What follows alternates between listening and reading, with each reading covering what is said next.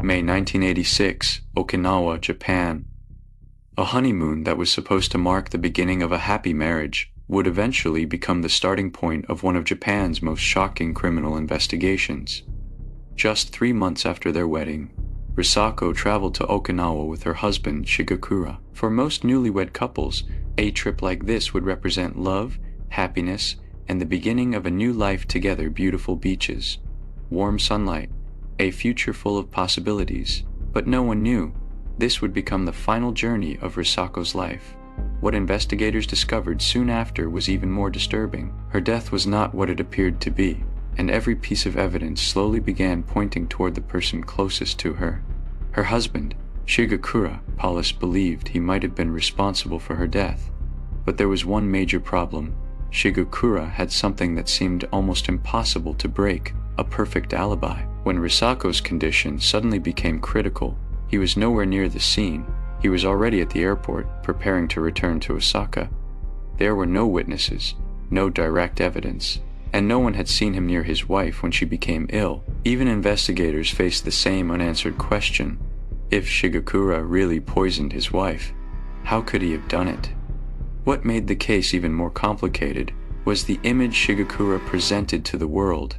He was not someone people would immediately suspect. He appeared successful. He had a stable career.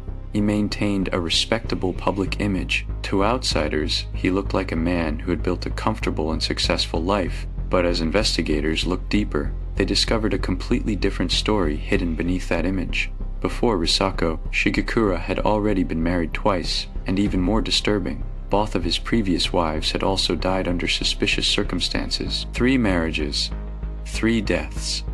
And every time, the person who benefited the most appeared to be the same man. But suspicion alone was not enough. Police understood they were not dealing with an ordinary case. They were facing a crime that may have been carefully designed from the beginning. A plan where someone had calculated the timing, the location, the evidence, and even how investigators would respond. Shigekura believed he had created the perfect crime, but he never expected 2 unexpected people to change everything. The first was a forensic doctor. During the initial examination, he noticed something unusual, and he made a decision that would later become critical. He preserved an important piece of evidence. The second was an ordinary fisherman. After seeing news coverage about the case, he provided investigators with a clue they had never considered. These 2 small discoveries eventually exposed the biggest lie behind the crime. Because the truth about a perfect crime is simple. It is not that no evidence exists, it is that nobody has discovered what that evidence really means. So how did Shigekura design a crime that almost fooled everyone? How did he use science and timing to create an alibi that seemed impossible to break? And how was one of Japan's most complex poisoning cases finally solved? The story begins with a honeymoon trip to Okinawa in 1986. May 1986, Okinawa, Japan, known for its beautiful beaches, warm climate, and peaceful atmosphere. Okinawa has always been a popular destination for couples looking for a romantic escape. For Shigekura and Risako, this trip was supposed to become one of the happiest memories of their marriage. They had only been married for 3 months. Like many newlywed couples, they traveled to Okinawa hoping to enjoy their new life together. A new marriage, a new beginning, a future they believed they could build together. But no one knew this journey would soon become the beginning of a murder investigation. Before becoming the center of a criminal investigation, Shigekura had already lived a complicated life. He was born in Sendai, Japan. His childhood was far from stable. When he was young, his family experienced major changes that would affect him for the rest of his life. His father was arrested because of political activities. His mother was forced to carry the financial responsibility of the family alone. Eventually, the relationship between family members began to fall apart. As a child, Shigekura experienced separation from his family. He also experienced the loss of his mother. Those early experiences left a deep impact on his personality and the way he viewed relationships. After graduating from high school, Shigekura decided to leave his hometown. He moved to Tokyo, hoping to find new opportunities. At first, he struggled to establish himself. He changed jobs several times. He searched for a direction that could give him stability and success. Eventually, he entered the business world. He started his own accounting firm. From the outside, his life appeared to be improving. He wore expensive suits. He had an office. He had the image of a successful businessman. He carefully built a reputation as someone reliable and professional. And both marriages ended with the deaths of his wives. At the time, those incidents did not attract much attention. Each death appeared to have a reasonable explanation. Some believed they were accidents. Others believed they were simply unexpected health problems. No one saw a connection. Not until the third marriage. At the end of 1985, Shigekura met Risako. At the time, Risako had previously worked at a nightclub. She was young, she was attractive, and she hoped to build a more stable future. After meeting, their relationship developed quickly. Only 6 days after they met, Shigekura proposed marriage. The speed of their relationship surprised some people around them, but for Risako, it felt like she had finally met someone who wanted the same thing she did: a loving relationship, a family, a secure future. In February 1986, the two officially married. 3 months later, they decided to travel to Okinawa for their honeymoon.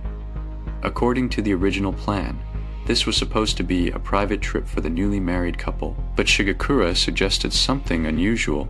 He invited 3 of Risako's friends to join them. His explanation was simple: the more people there were, the more enjoyable the trip would become. Risako agreed. They arranged to meet at Naha Airport in Okinawa on May 19th. Shigekura and Risako arrived in Okinawa first. The next day, Risako's 3 friends would fly in and meet them. From the outside, everything looked completely normal. A newly married couple, a group of friends, a vacation on a beautiful island. No one realized this simple arrangement would later become one of the most important clues in the investigation. On the morning of May 20th, Shigekura, Risako, and her 3 friends successfully met. Together, they continued their planned trip. The atmosphere appeared relaxed. Everyone believed they were simply enjoying a normal vacation, until something unexpected happened. Around 11:40 a.m., Shigekura suddenly appeared anxious. He told his wife something important had come up. He needed to return to Osaka immediately. However, he never clearly explained what the urgent matter was. Risako felt confused, but seeing her husband's worried expression, she chose to trust him. Shigekura reassured her. "Don't worry, I'll handle everything and come back as soon as possible." And just like that, the couple who came to Okinawa together separated only a short time after arriving. Shigekura went to the airport. Risako continued traveling with her 3 friends. No one knew this would be the last time they would ever see each other alive. Several hours later, Risako suddenly became ill. She began experiencing severe discomfort. She was sweating heavily. She felt cold. Her limbs became numb. At first, her friends believed she was simply feeling sick. Maybe she was exhausted from traveling. Maybe it was a temporary health problem. But her condition quickly became worse. She became unable to move normally. Realizing something was seriously wrong, her friends immediately called emergency services. Risako was rushed to the hospital, but during transportation, her condition continued to deteriorate. At 3:04 p.m., despite medical efforts, Risako was pronounced dead. When Shigekura received the news, he immediately traveled to the hospital. Standing in front of his wife's body, he appeared devastated.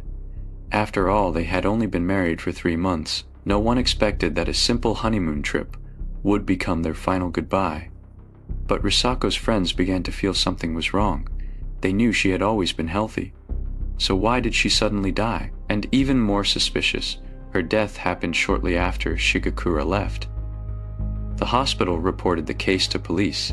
Because the cause of death was unclear, investigators recommended a deeper forensic examination, and that examination would become the first step toward uncovering the truth. Because a forensic doctor was about to discover this might. After Risako's death, police initially treated the case as a possible accidental death.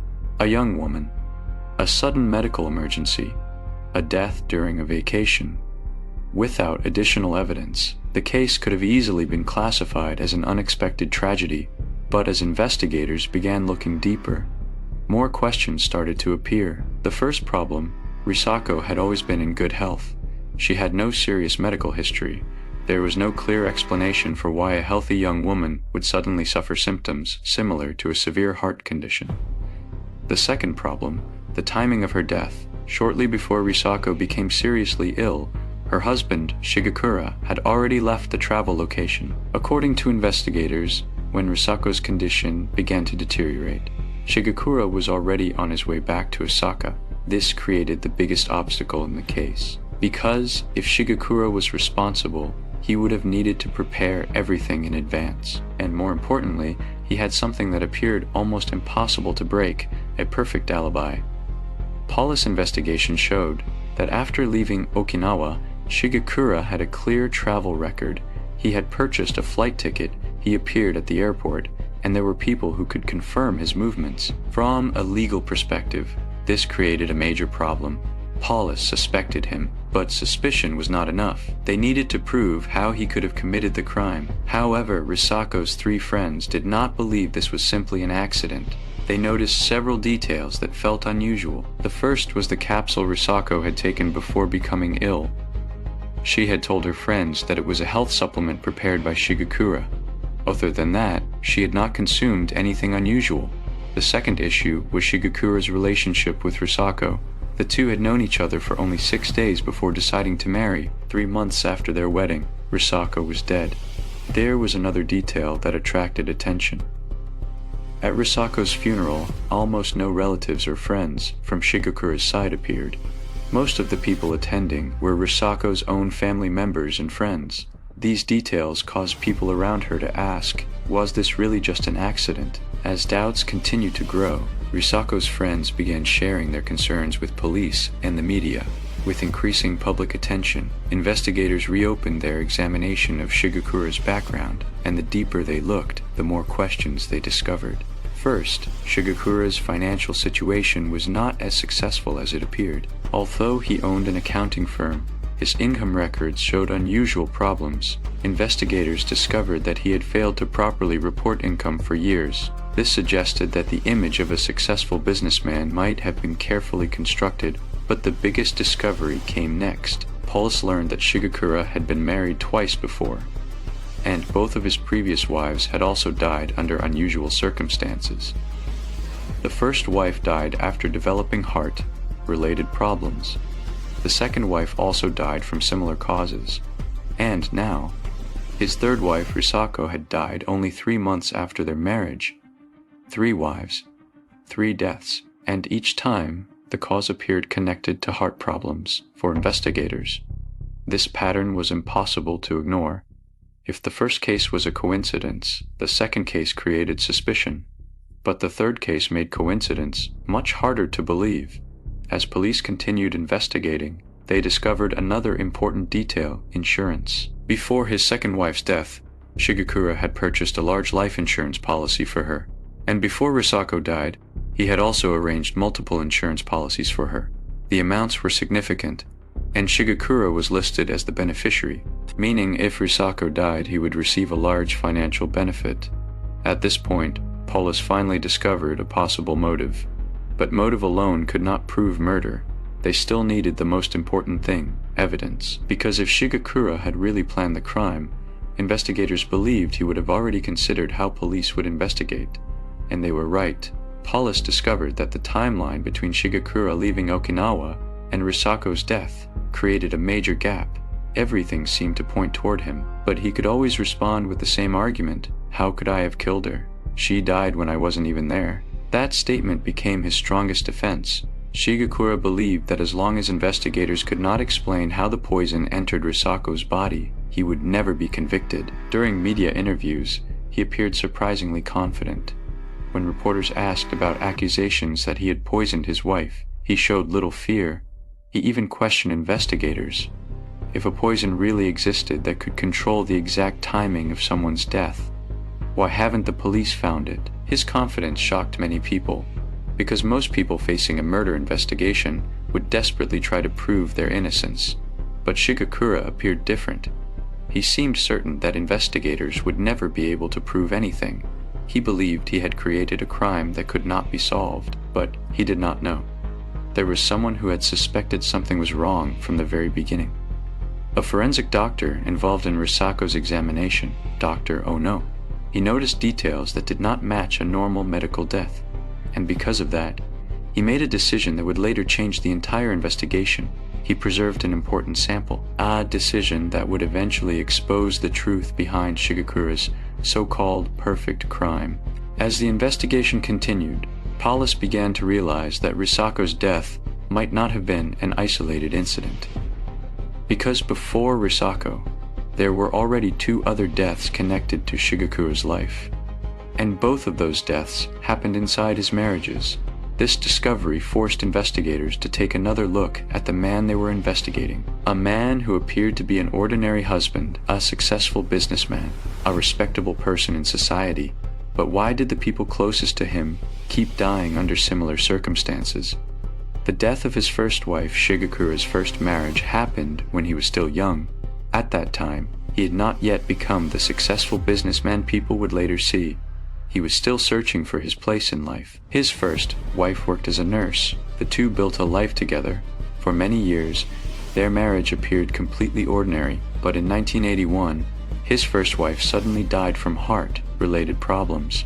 At the time, nobody believed there was anything suspicious. There was no obvious crime scene, no direct evidence, no reason for anyone to suspect her husband. The death was eventually considered a natural medical tragedy, and Shigekura continued living his life. The death of his second wife, several years later, Shigekura entered his second marriage, but this relationship also ended unexpectedly.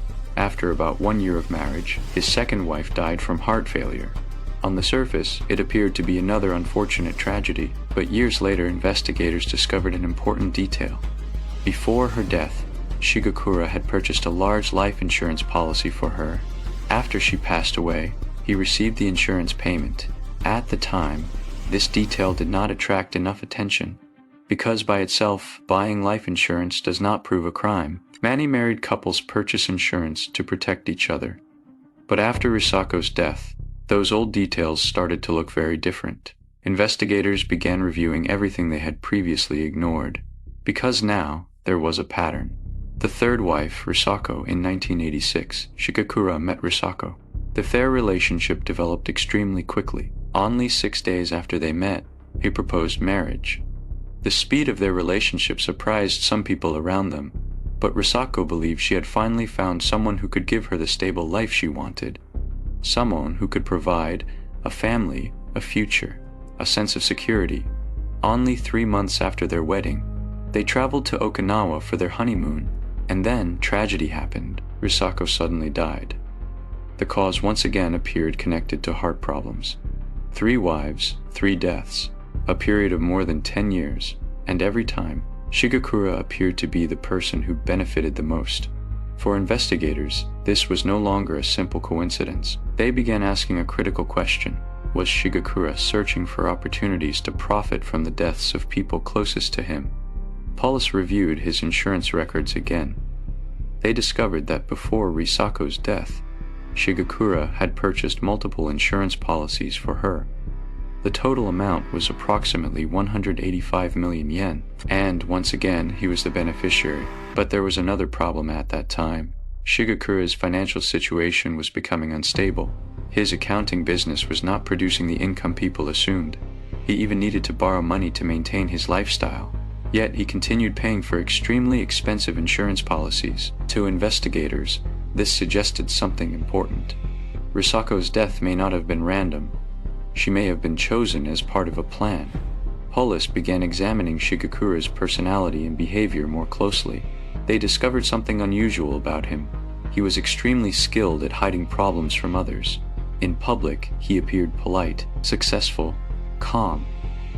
He knew how to create a trustworthy image. But behind that image, his personal relationships and financial situation were filled with conflict. Investigators believe Shigekura's actions were not caused by one sudden decision. Instead, they believed a pattern had developed over many years, a pattern of using close relationships to gain trust and then searching for opportunities where he could benefit. However, even after discovering these suspicious patterns, Paulus still faced one major problem. They were missing the most important piece of evidence. The poison. If Risako had truly been poisoned, what exactly was the substance used? Who had administered it? And most importantly, why did it take so long for the symptoms to appear? That question became the biggest mystery in the entire case, because Shigekura's strongest protection was still his perfect alibi. He knew, as long as investigators could not explain the timing of Risako's death, they could not prove he was responsible. And that was exactly why he remained so confident. He believed he had already calculated every possibility, but he overlooked one thing. The truth is not always revealed by one dramatic discovery. Sometimes it is hidden inside a small detail that everyone else ignored: a preserved blood sample, a stranger's unexpected information, and a doctor who refused to stop searching for answers. Together, these small pieces would eventually reveal how Shigekura created what he believed was the perfect crime. After the investigation reached a dead end, Paulus faced their biggest challenge. They were almost certain that Shigekura was involved. His possible motive, his financial problems, his suspicious past, everything pointed toward him. But in a criminal investigation, suspicion is not enough. Evidence is everything. Without evidence, even the strongest suspicion cannot bring someone to justice.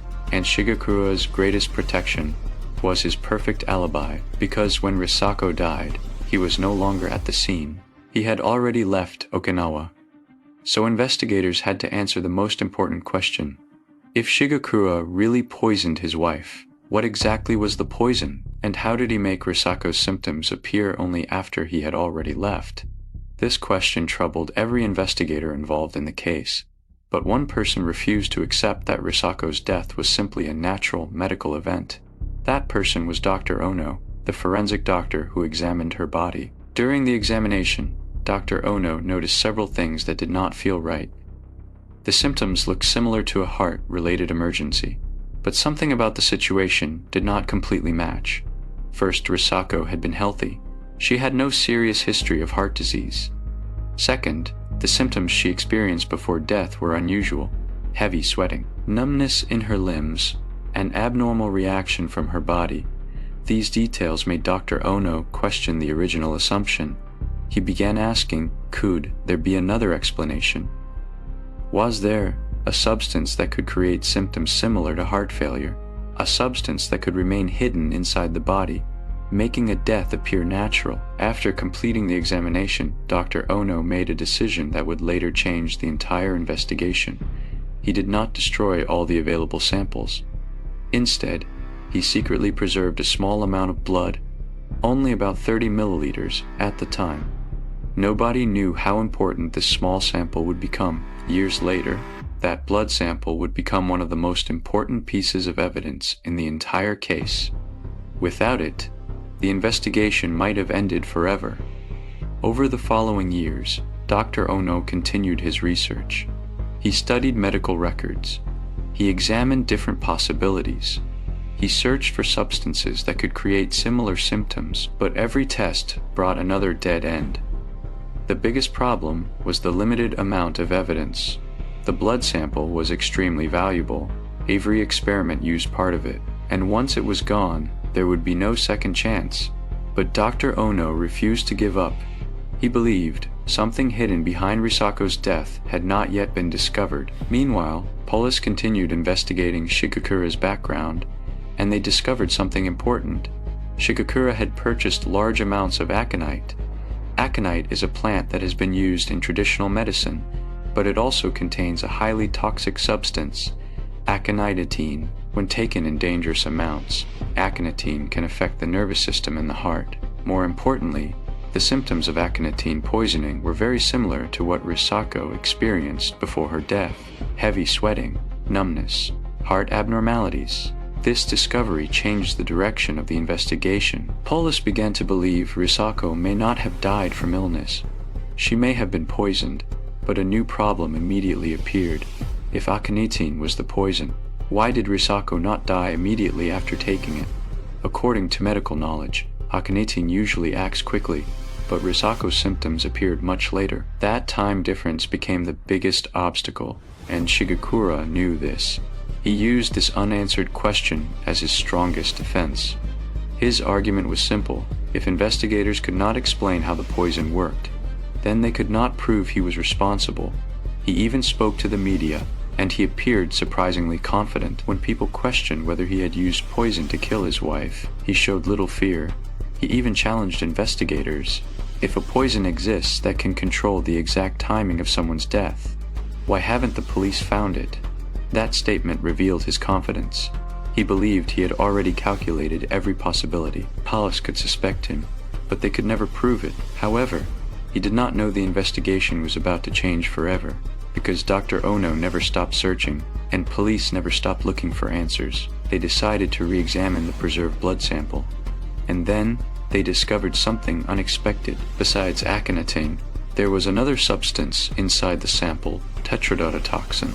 The toxin commonly associated with pufferfish. This discovery completely changed the case, because the presence of two different toxins suggested something much more complicated. Shigekura may not have used a single poison. He may have designed a method to manipulate the timing of death, a method created specifically to fool investigators. And, at that moment, Paulus finally began approaching the hidden truth behind the so-called perfect crime. Shigekura's biggest mistake was not leaving obvious evidence behind. His mistake was believing that nobody would ever understand what his evidence meant. After investigators discovered tetrodotoxin in the blood sample, the entire case finally began to change direction. Because this meant one thing, Risako's death was not caused by a single substance. Someone had created a much more complicated method, a method designed to delay the effects of poison and create a seemingly impossible alibi. But police still needed to answer the most important question. How exactly did Shigekura do it? How was he able to predict the timing? How did Risako become seriously ill only after he had already left? To find the answer, investigators returned to Shigekura's past behavior, and what they discovered changed everything. Shigekura had not accidentally encountered these substances. He had spent years studying them. Investigators found that he had purchased large amounts of aconite. They also discovered that he had repeatedly purchased pufferfish. At the beginning of the investigation, these details did not seem important, because by themselves they could each have a normal explanation. Someone interested in plants might buy aconite. Someone interested in food culture might purchase pufferfish. Neither action alone proved a crime. But when investigators connected these details with Risako's death, a disturbing pattern began to appear. They discovered that Shigekura had rented private spaces. Inside those locations, investigators found materials connected to his experiments, documents, equipment, evidence of long-term research. These discoveries suggested something important. This was not an impulsive crime. It was a plan that had been prepared over time. Investigators believe Shigekura had spent years studying different substances. He was not simply searching for something that could kill. He was searching for something that could help him escape detection. He needed a method that would create one specific result. A death that looked natural, a crime where police could have suspicions, but never enough evidence to prove them. And that explained why Shigekura appeared so confident. From his perspective, everything had been carefully calculated. His wife would die, he would already be gone. Paulus would not be able to identify the poison, and his alibi would remain intact. Every important detail seemed to follow his plan, but he failed to consider two unexpected factors. The first was Dr. Ono. If Dr. Ono had not preserved those 30 milliliters of blood, the truth might have disappeared forever. As time passed, other evidence could have been lost. The investigation could have ended without answers. The second factor was an ordinary fisherman, and his appearance would completely change the direction of the case. One day, the fisherman saw a news report about Shigekura's investigation. When he saw Shigekura's face on television, he suddenly realized something. He knew this man, because Shigekura had purchased pufferfish from him many times, and not just once or twice. The amount was unusual. For an average customer, buying pufferfish would not be strange, but purchasing more than 1,000 over several years was something difficult to ignore. The fisherman did not know exactly what this information meant, but he felt investigators needed to know, so he contacted the police. When investigators heard his statement, they immediately realized this could be the missing piece they had been searching for. Because if Shigekura had used tetrodotoxin, the entire timeline of the case could finally make sense. Police immediately returned to the preserved blood sample, and the results confirmed both aconitine and tetrodotoxin were present.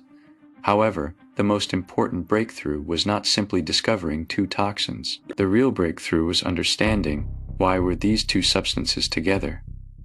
Dr. Ono began studying the relationship between them. After reviewing medical research and conducting further analysis, he discovered something crucial. The combination of aconitine and tetrodotoxin could change the way the body reacted to the poisoning. One substance affected the body's nervous system, the other influenced the poisoning process. Together, they created a delayed reaction, and that was the key element in Shigekura's plan. He used the interaction between the two toxins to create a time gap that allowed him to leave before Risako became critically ill. Then he used that gap to create his perfect alibi, but although the plan was complicated, it was not perfect. Because Shigekura made one mistake. He believed science would never catch up with him. He calculated human behavior. He calculated police procedures. He calculated the investigation, but he did not calculate a doctor who refused to stop searching for answers, and an ordinary person who noticed something unusual. Those two small details eventually destroyed his entire plan. A perfect crime does not mean there are no clues. It means nobody has discovered the meaning of those clues yet. When investigators finally connected every piece of evidence, they reached a clear conclusion. Shigekura had not committed a random crime. He had created a carefully prepared plan designed to deceive the entire investigation system. But the crime he believed could never be solved was finally beginning to collapse. As the investigation moved closer to the truth, police began to reevaluate Shinguri as a person. They found that this was not a sudden crime, but a plan prepared over many years. From purchasing toxic plants, to studying poisons, to designing the time lag, Shinguri seemed to have been searching for a way to commit a crime and escape legal punishment. What he truly wanted to create was not a simple killing method, but a death that looked like an accident. During the investigation, police discovered a private space Shinguri had rented, which contained a large number of experiment Fey-related items, various documents, tools, and traces of long Fatum research. These findings proved that he had not conceived the plan on the spot. He had been preparing for a long time. Police believed that even before Rizuko's death, he had begun studying the properties of different substances.